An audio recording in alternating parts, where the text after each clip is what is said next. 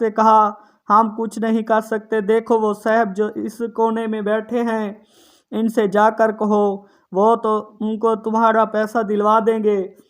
عراشی حضور اکرم صلی اللہ علیہ وسلم کی طرف چلا اور قریش کے سرداروں نے آپس میں کہا آج لطف آئے گا۔ عراشی نے جا کر حضور سے اپنی شکایت بیان کی تو آپ اسی وقت اٹھ کھڑے ہوئے اور اسے ساتھ لے کر ابو جہل کے مکان کی طرف روانہ ہو گئے۔ سرداروں نے پیچھے ایک آدمی لگا دیا کہ جو کچھ گزرے اس کی خبر لا کر دے۔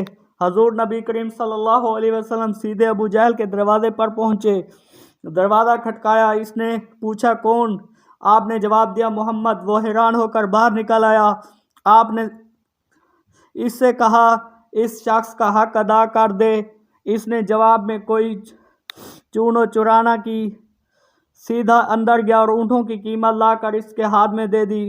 قریش کا مخبریہ حال دیکھ کر حرم کی طرف دوڑا اور سرداروں کو سارا ماجرا سنا دیا اور کہنے لگا کہ واللہ آج وہ عجیب معاملہ دیکھا ہے جو کبھی نہیں دیکھا تھا۔ ابو جہل جب نکلا تو محمد کو دیکھتے ہی اس کا رنگ فک ہو گیا، اور جب محمد نے اس سے کہا کہ اس کا حق ادا کر دے تو یوں معلوم ہوتا تھا کہ جیسے اس کے جسم میں جان نہیں ہے۔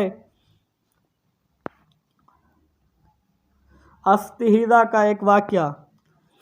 ایک روز رسول اکرم صلی اللہ علیہ وسلم، حضرت ابو بکر، حضرت عمر اور حضرت سعد بن ابی وقاص مسجد حرام میں تشریف فرما تھے کہ بنی عبید کا ایک آدمی آیا اور اس نے کہا قریش کے لوگوں تمہارے ہاں کون تجارتی مال لانے کی ہمت کرے گا جبکہ تم باہر سے آنے والوں کو لوٹ لیتے ہو؟ حضور صلی اللہ علیہ وسلم نے پوچھا تم پر کس نے ظلم کیا؟ اس نے کہا ابو الحکم یعنی ابو جہل نے۔ اس نے میرے 3 بہترین اونٹ خریدنے کی خواہش ظاہر کی اور ان کی قیمت بہت کم لگائی۔ اب اس کے مقابلے میں کوئی شخص ان اونٹوں کو اس کی لگائی ہوئی قیمت سے زیادہ خریدنے کے لیے تیار نہیں۔ اس قیمت پر فروخت کر دوں تو سخت نقصان اٹھاؤں گا۔ حضور صلی اللہ علیہ وسلم نے اس سے 3 اونٹ خود خرید لیے۔ ابو جہل دور بیٹھا ہوا خاموشی سے یہ ماجرا دیکھ رہا تھا۔ حضور اس کے پاس تشریف لے گئے، فرمایا خبردار جو تم نے پھر کسی کے ساتھ ایسی حرکت کی جو اس غریب بدو کے ساتھ کی ہے، ورنہ میں بری طرح پیش آؤں گا۔ وہ کہنے لگا آئندہ میں کبھی ایسا نہ کروں گا۔